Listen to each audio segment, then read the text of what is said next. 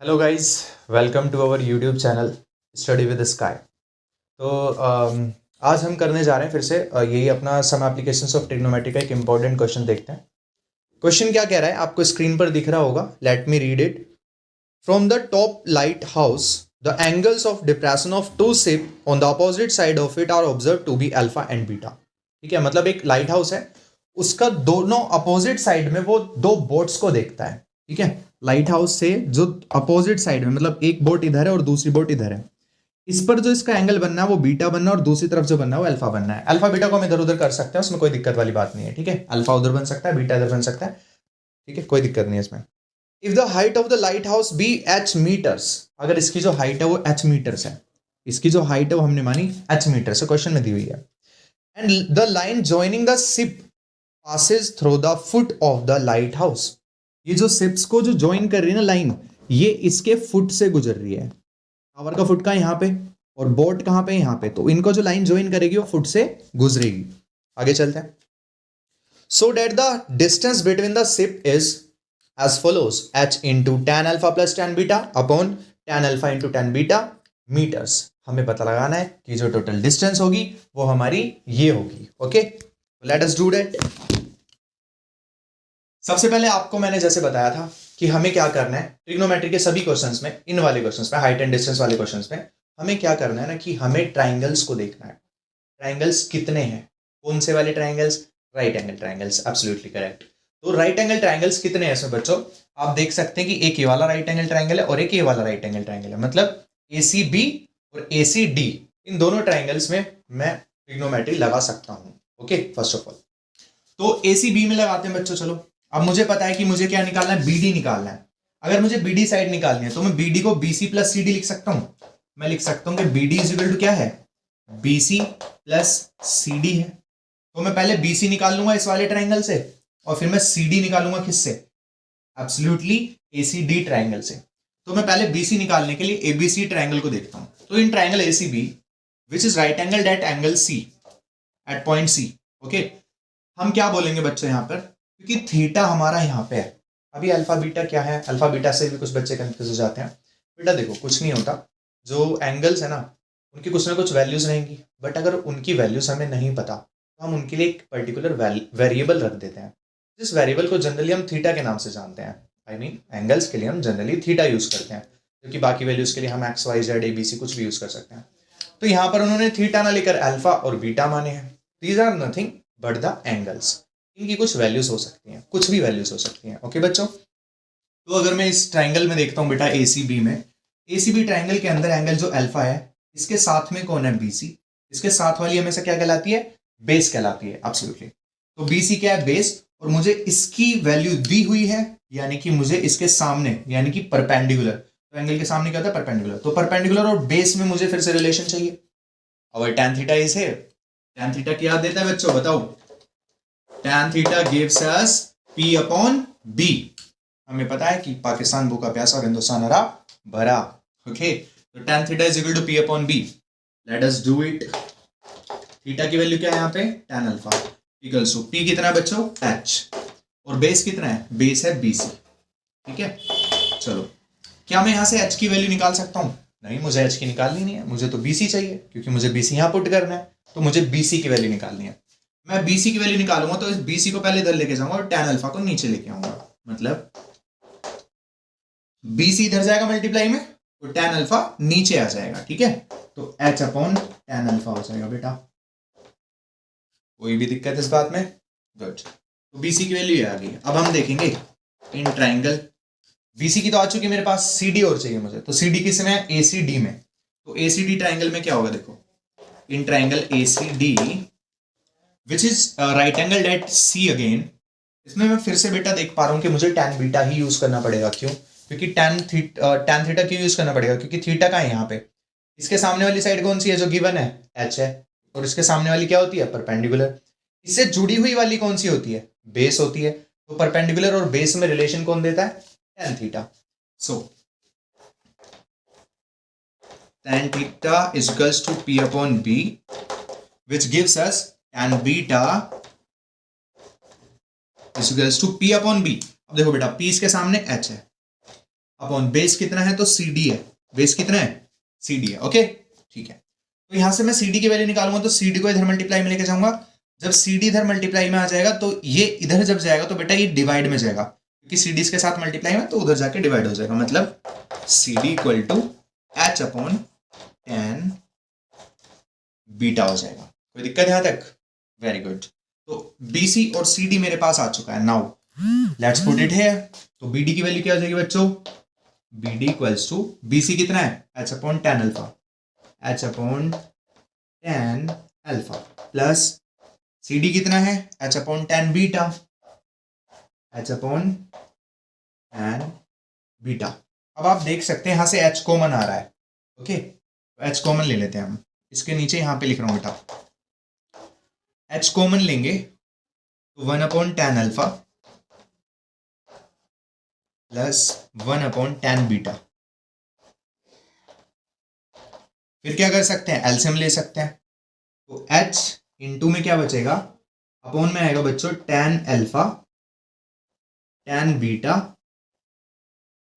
तो ऊपर आएगा ten beta plus tan alpha, और ये आ गया हमारा राइट आंसर। यही चाहिए था हमको। Sorry for the less space, क्योंकि हमारे पास स्पेस ज़्यादा नहीं है तो मेरे को यहाँ पे ऐसे लिखना पड़ रहा है, बट आपको साफ दिख रहा होगा आई होप। ओके तो थोड़ा सा आप प्लीज़ कोऑपरेट कीजिए। एच इंटू में क्या हो जाएगा tan beta plus tan alpha upon में tan alpha plus beta. LCM लेना सभी को आता होगा, जब भी इस तरीके से हो तो हम दोनों को मल्टीप्लाई कर देते हैं। इन दोनों को मल्टीप्लाई किया तो टेन अल्फा टेन बीटा हुआ, और फिर इसकी मल्टीप्लाई इधर और इसकी मल्टीप्लाई इसमें, यानी कि tan beta into one tan beta, ten alpha into one tan alpha, और अपॉन में क्या आ गया इन दोनों का मल्टीप्लीकेशन, यानी कि टेन अल्फा टेन बीटा। और यही हमें प्रूफ करना था। Hence we got the height as we got this distance between the boards, यानी कि इन बोर्ड्स के बीच की जो दूरी है बेटा वो ये आ गई है। ओके सो गाइज चलते हैं अब अपने नेक्स्ट क्वेश्चन के ऊपर, जो कि सम एप्लीकेशंस ऑफ ट्रिग्नोमेट्री का, यानी कि 9.1 का आपका 7th क्वेश्चन है। 6 क्वेश्चन हम ऑलरेडी कर चुके हैं। ठीक है, हर एक क्वेश्चन में कराने की कोशिश कर रहा हूँ ताकि किसी भी बच्चे को कहीं भी कोई प्रॉब्लम ना आए। ठीक है, तो 7th क्वेश्चन हमारा क्या कह रहा है, स्क्रीन पर दिख रहा होगा आपको। Late me read it for you. From a point on the ground the angles of elevation of the bottom and the top of transmission tower fixed at the top of a 20-meter high building are 45 degree and 60 degree respectively. Find the height of the tower. मतलब actually क्या है ना कि भाई यहाँ पर दो चीजें हैं। ठीक है, एक बिल्डिंग है और एक टावर है।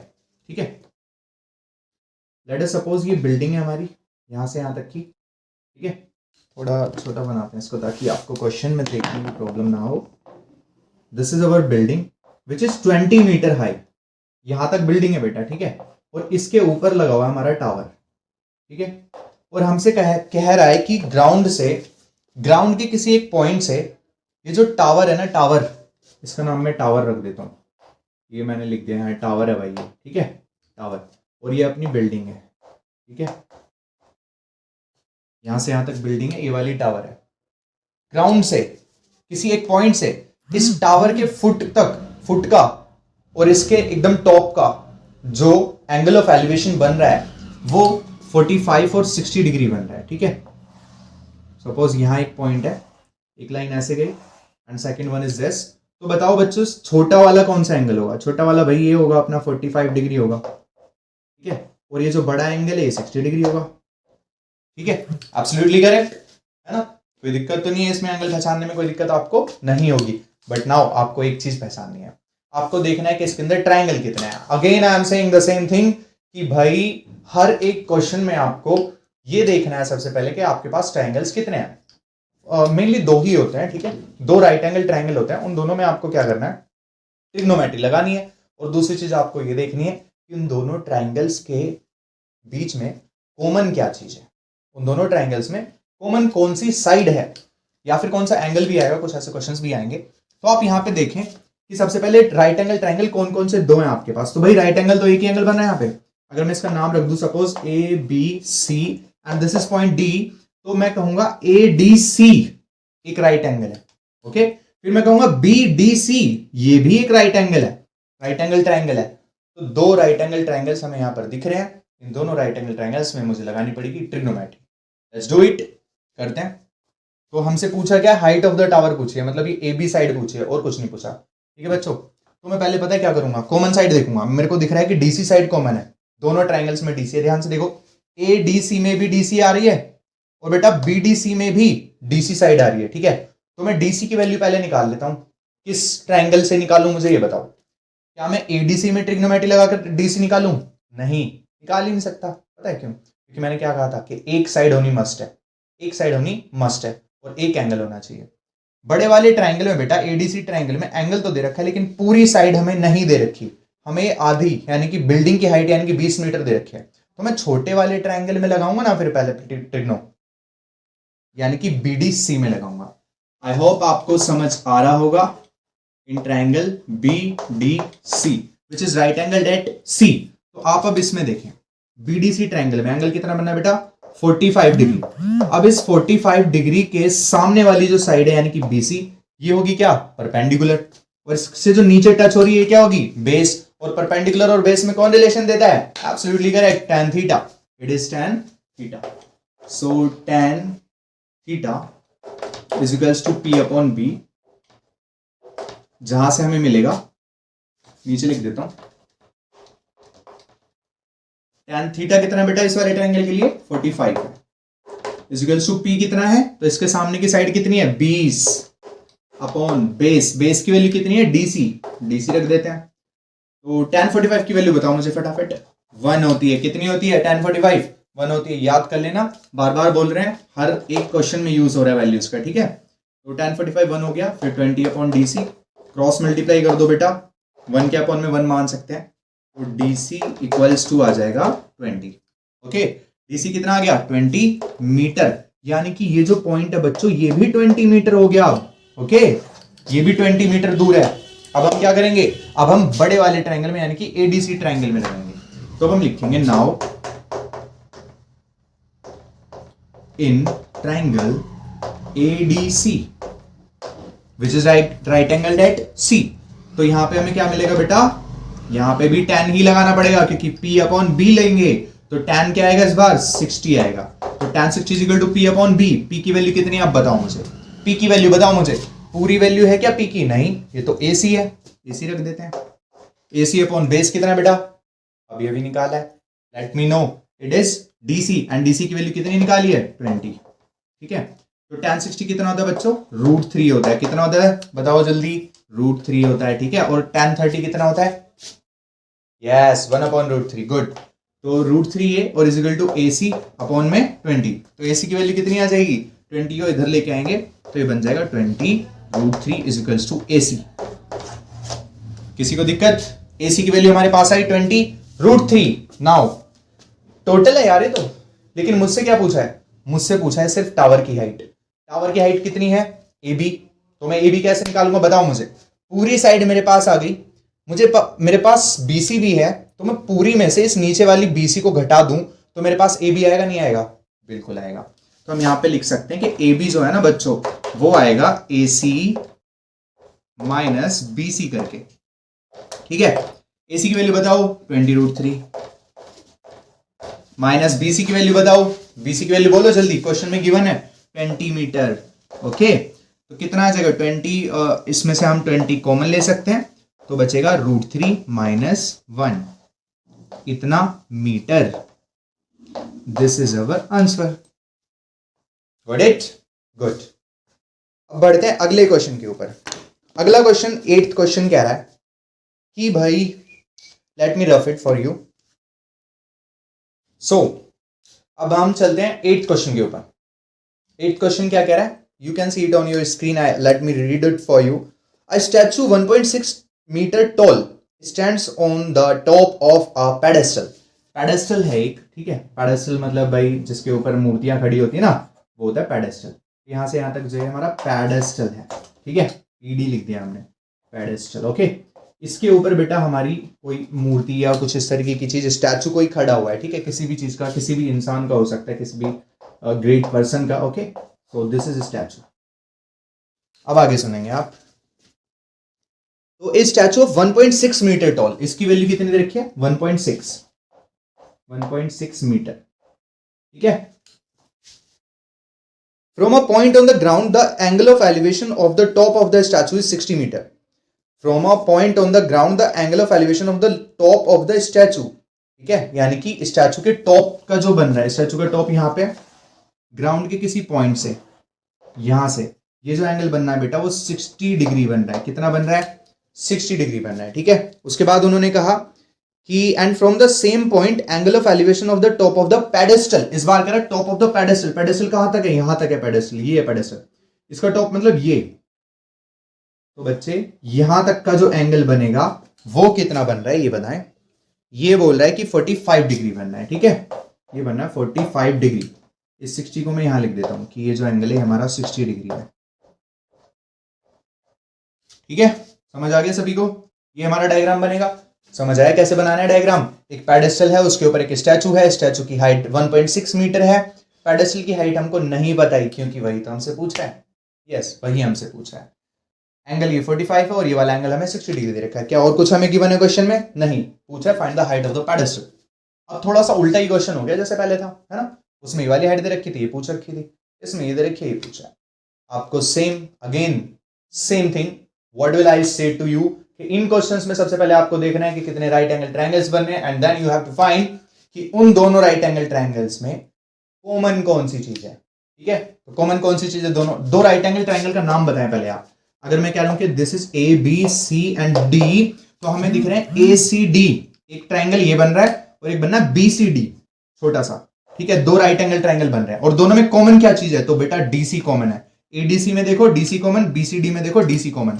तो मैं डीसी की वैल्यू निकालूंगा. ठीक है, तो मैं दोनों ट्रायंगल्स का यूज करता हूं और मैं लिखूंगा बच्चों इन ट्रायंगल बीसीडी. अब मैं सीधा वैल्यूज पुट कर रहा हूं. ठीक है, तो tan 45 is equals to P. इसके सामने की पी की वैल्यू कौन सी होगी? तो यहां से यहां तक जो हाइट है इसकी वो बीसी है बच्चों. कौन सी है? बीसी. अपॉन बेस कितना होगा? तो डीसी होगा. ओके, बेस कितना होगा? डीसी होगा. tan 45 की वैल्यू बताओ मुझे. 1 होती है. BC upon DC. यहां से क्या पता चला? डीसी इधर मल्टीप्लाई में आएगा तो DC is equal to BC हो जाएगा. ठीक है, इसका मतलब कि ये वाली जो हाइट है या ये जो डिस्टेंस है ये इस हाइट के बराबर है. डीसी बीसी के बराबर है. एब्सोल्युटली. मैंने कल ही आपसे एक लेक्चर में कहा था कि भाई जब भी ये 45 डिग्री का एंगल बनेगा ना तो जो बेस है ना वो परपेंडिकुलर के इक्वल हो जाएगा.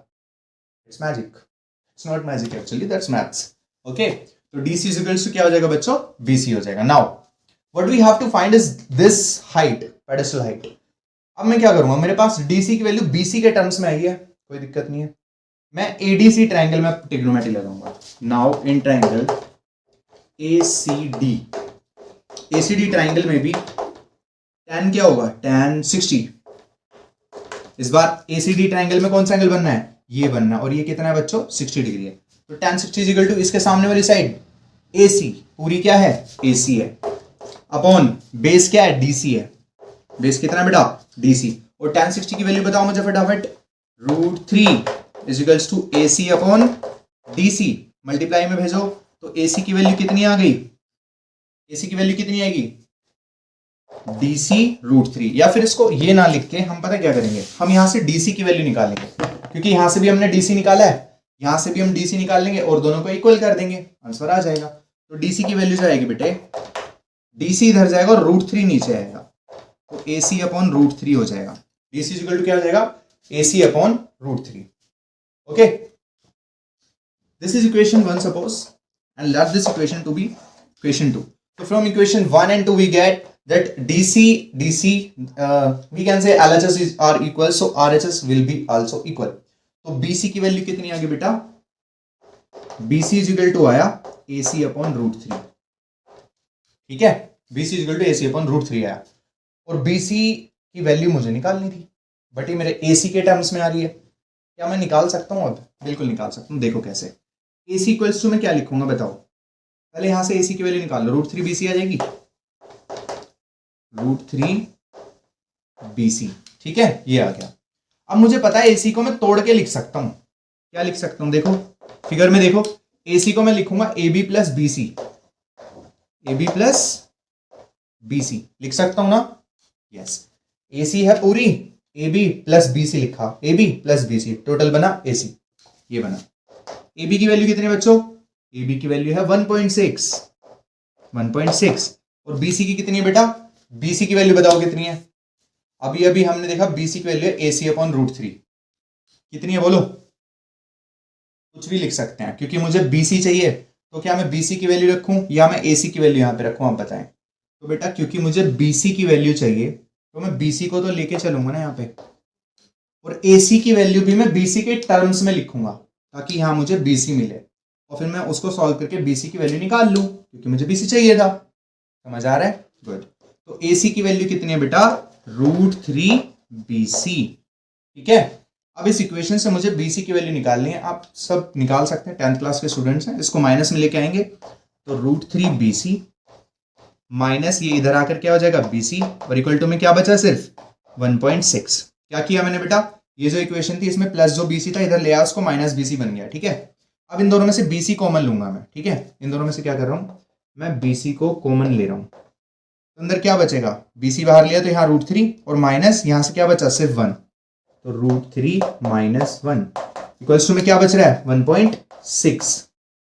ओके, तो क्या बना? B C equals to 1.6 upon √3 minus 1। But answer not ends here, answer does not ends here. यहां पर हमारा आंसर खत्म नहीं होगा। मैं इसको रफ कर रहा हूं थोड़ा सा, ताकि मैं लिख सकूं आगे, क्योंकि यहां पर नीचे आ रहा है √3, और मैंने हमेशा आपसे कहा है कि जब भी √3 माइनस 1 है तो आपको रेशनलाइज करना पड़ेगा। नीचे जब भी रूट आ जाए तो आपको बेटा √3 + 1 से मल्टीप्लाई और √3 + 1 से डिवाइड करना पड़ेगा। ओके, तो इसको करने के बाद हमें क्या मिलेगा? देखो, a माइनस बी और a प्लस बी की फॉर्म में दिख रहा है। ये ध्यान से देखो, ब्रैकेट में लिख देता हूं इसको। a माइनस बी, a की जगह √3 है, b की जगह 1 है। a माइनस बी, फिर देखो a ही यहां पर है, मतलब सेम डिजिट, b यहां पर भी सेम है, 1 1 √3, तो a minus B a plus B. दिख गया सभी को? a minus B a plus B. हर बार आपको ऐसे समझाने की मुझे जरूरत नहीं पड़ेगी, एक बार समझिए, अच्छे से समझिए। ओके, तो a minus B a plus B क्या बनेगा बेटा? a² minus b²। ओके, उसके बाद ऊपर इनको मल्टीप्लाई कर दे तो 1.6 इंटू √3 प्लस 1.6 की 1 में करेंगे तो क्या आ जाएगा? हालांकि ना ही करो तो अच्छा है, 1.6 + 1 लिख दो सीधा, ताकि इसको हम डिवाइड भी कर पाए। सपोज करो नीचे से कट के वो कट जाएगा, फिर नीचे एडअप वर्डअप होके ना ऊपर कट जाते हैं कई बार वैल्यूज। तो √3 का स्क्वायर क्या आएगा बेटा? √3 का स्क्वायर से रूट हट जाएगा और 3 बचेगा, 3 माइनस 1 का स्क्वायर 1। ऊपर क्या बन रहा है? 1.6 इंटू में √3 + 1। किसी को दिक्कत? No, good. 3 माइनस 1 कितना आ जाएगा? 2, तो इसी की जगह मैं 2 लिख देता हूं। 3 माइनस 1 की जगह क्या लिख दिया मैंने? 2 लिख दिया। 2 से मैं 16 को काटूंगा, हाँ 16 बोल सकते हैं, 1.6 मतलब 16। जब काटेंगे तो 0.8 आ जाएगा ना, क्योंकि वहां पे पॉइंट था, यहाँ पे भी आएगा। 2 8 से 16, 0.8 इंटू में क्या बचा बेटा? √3 + 1। This is our right answer. जो हमें चाहिए था वो ये है। हमें क्या चाहिए था? पेडेस्टल की हाइट, यानी कि BC। ये हमारा बेटा BC निकल कर आया है। ओके, आई होप आपको समझ आया होगा। यस, सो गाइज अब हम चलते हैं नेक्स्ट क्वेश्चन पे, क्वेश्चन नंबर 9। ये क्या कह रहा है कि भाई, question number 9 of NCERT 9.1 exercise. ठीक है, कह रहा है the angle of elevation of the top of a building from the foot of the tower. मैंने फिगर इसका ड्रॉ कर दिया है। ठीक है, time just to save this time. ये अपना टावर है, ठीक है, और ये वाली बेटा बिल्डिंग है। टावर की हाइट ज्यादा है, ठीक है। वो कैसे पता लगा मैं बताता हूं, सुनना ध्यान से। कह रहा था angle of elevation of the top of a building from the foot of the tower. Tower के फुट से बिल्डिंग के टॉप पे, टावर के फुट से बिल्डिंग के टॉप पर जो एंगल बन रहा है वो 30 डिग्री बन रहा है। ठीक है, and the angle of elevation of the top of the tower from the foot of the building is 60 degree. Building के फुट से टावर के टॉप तक जो एंगल बन रहा है वो बेटा 60 डिग्री बन रहा है एलिवेशन। और एंगल ऑफ एलिवेशन हमेशा ध्यान रखना हॉरिजॉन्टल लाइन के साथ बनता है। एंगल ऑफ डिप्रेशन भी हॉरिजॉन्टल लाइन के साथ बनता है, फिर वो जेड बन के यहीं आ जाता है। उसमें ज्यादा कोई दिक्कत आएगी नहीं। अभी क्वेश्चन आएगा जब मैं आपको बता दूंगा। ठीक है बच्चों, कह रहा है the tower is 50 metre high. अगर हाइट हमें टावर की दे रखी है 50 मीटर, तो हमसे कह रहा है find the height of the building. Building की हाइट बताएं। अब आपको सेम मेरा वही क्वेश्चन है बच्चे, इसके अंदर आपको दो ट्राइंगल्स बनने हैं, एक ये वाला और एक ये वाला। इन दोनों ही ट्राइंगल्स में आपको क्या करना है, ट्रिग्नोमेट्री लगानी है। और सबसे पहले आपको एक चीज जांचनी है, क्या कि दोनों ट्राइंगल्स में से कॉमन साइड कौन सी है। तो आप देख सकते हैं कॉमन साइड हमारी कौन सी है, इसका कुछ नाम रख देते हैं, A B C and this is point D. तो बी सी जो साइड है ना बच्चों, ये कॉमन साइड है, किसमें, दोनों ट्राइंगल्स में आ रही है। करते हैं क्वेश्चन, पहले एक ट्राइंगल को उठा लो, इन ट्राइंगल एबीसी ट्राइंगल में जो कि एंगल बी पर हमारा क्या है, राइट एंगल है। तो इस ट्राइंगल में जब मैं देखूंगा बेटा, तो इस ट्राइंगल में यहां बनना है 30 और 30 बनना है, तो tan 30 लगाएंगे। पता है क्यों, क्योंकि इसके सामने परपेंडिकुलर और इसके बेस की बात हो रही है, तो tan 30 ज्यादातर क्वेश्चंस में आपको tan ही लगता नजर आएगा। तो tan 30 is equal to p upon b, ठीक है। tan 30 की वैल्यू बताओ फटाफट, 1 अपॉन रूट 3, गुड। p की वैल्यू कितनी है, तो इसके सामने हाइट हमें नहीं पता, a b है, अपॉन बेस कितना है बेटा, bc है, ठीक है। क्या हमें बेस की वैल्यू पता है, नहीं पता, लेकिन हमें ab निकालना, तो मैं ab की वैल्यू लिखता हूं। तो bc इधर आ जाएगा मल्टीप्लाई में, इधर पहुंचेगा 1 के साथ, bc अपॉन क्या है, रूट 3 इक्वल टू क्या बचा, ab।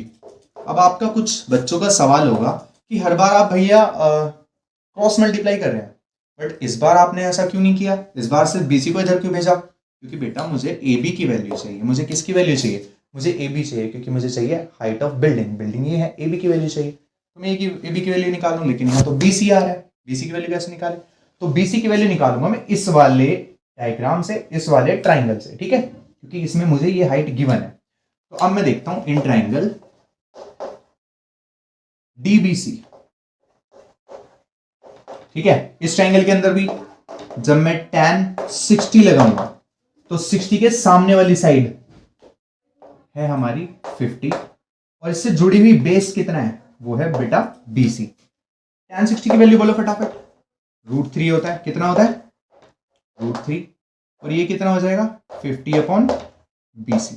BC को इधर भेजो और इसको इधर भेजो, तो अपने पास BC की जो वैल्यू है बच्चे, वो आएगी 50 अपॉन रूट 3।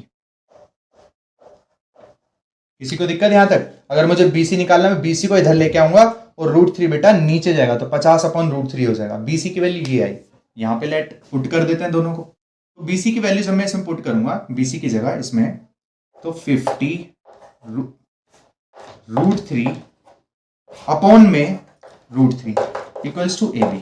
अब पता है इसको सॉल्व करने में ना बच्चे काफी सारी गलतियां कर देते हैं, वो बहुत सारी गलतियां कर देते हैं कि किसी डिवाइड कर दिया, उससे जिससे मल्टीप्लाई करना था उससे डिवाइड कर दिया, डिवाइड करना था मल्टीप्लाई कर दिया। तो उसमें पता है क्या करना है, एक ऐसे देखो यार, देसी भाषा में बोलते हैं अपन, ठीक है, कि ये क्या है ना, ये बड़ा वाला अपोन है, ओके, मेन वाला अपोन ये था ना मेन वाला, ठीक है, और BC जो था इसकी वैल्यू हमने यहाँ रखी, तो ये एक था, तो मेन वाले के ऊपर ना दो वैल्यूज होनी चाहिए ऐसे, अपोन अपोन में, ये अपोन ये, इसके नीचे भी दो होनी चाहिए, इसके अपोन यार एक ही है, इसके नीचे तो बड़े वाले अपोन के नीचे एक ही है, बड़े वाले ऊपर के तो दो दिख रहे हैं, इसके नीचे सिर्फ एक है।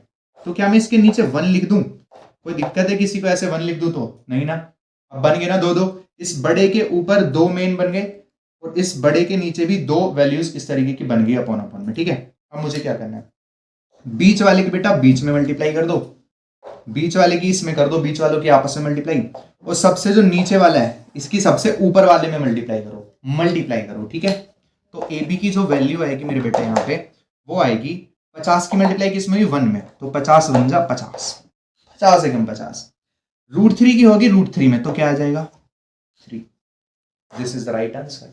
इसको पॉइंट में लिखना चाहें कितना आएगा, 3 1 जा 3, 2 इधर, 3 6 जा 18, पॉइंट फिर से 2 0 लगाएंगे, 3 6 जा 18, 3 6 जा 18, इस तरीके से आता रहेगा। तो 6 7 भी हम लिख सकते हैं, यहाँ 7 लिख के छोड़ सकते हैं, ठीक है, इतना metre, 16.67 metre will be the right answer of this question, okay. This is our last question of this video फिर ज्यादा लंबी हो जाती है बच्चों, फिर बच्चे आलस कर जाते हैं देखने में, ठीक है, तो हम थोड़े पार्ट्स में बनाएंगे, जिसको जो भी दिक्कत हो हम उसमें मेंशन कर देंगे कि इसमें इससे ये क्वेश्चंस हैं, आप उसको उसी पर्टिकुलर वीडियो को देख सकते हैं। अगर आप पूरे चैप्टर को पढ़ना चाहते हैं तो बहुत अच्छी बात होगी, क्योंकि चैप्टर आपको बहुत अच्छे मार्क्स देकर जाएगा, बहुत ज़्यादा मार्क्स देकर जाएगा और सटीक मार्क्स देकर जाएगा, ठीक है। थैंक यू, सबक है। प्लीज़ शेयर कीजिए वीडियो को ज़्यादा से ज़्यादा, ताकि जो भी बच्चे किसी भी तरीके से परेशान हैं उन तक पहुँच पाए वीडियो। और आप जो भी मुझे कमेंट करके बताएंगे कि भैया आप इस चीज़ पर मेरे लिए वीडियो बना दीजिए, मेरे को ये टॉपिक समझ नहीं आ रहा है। इवन इन साइंस, मैं सिर्फ मैथ्स ही नहीं पढ़ाऊंगा, इस चैनल पे हम साइंस के भी लेक्चर्स डालेंगे, तो साइंस में आपको जो भी टॉपिक में, जिस भी चैप्टर में, जिस भी कंसेप्ट में, किसी चैप्टर से रिलेटेड न्यूमेरिकल्स में आपको दिक्कत होती है, तो आप मुझे उसको मेंशन कर सकते हो, कमेंट कर देना आप नीचे वीडियो के, ठीक है, कि मेरे को इसमें दिक्कत है टॉपिक में, आप प्लीज़ एक वीडियो बनाएं।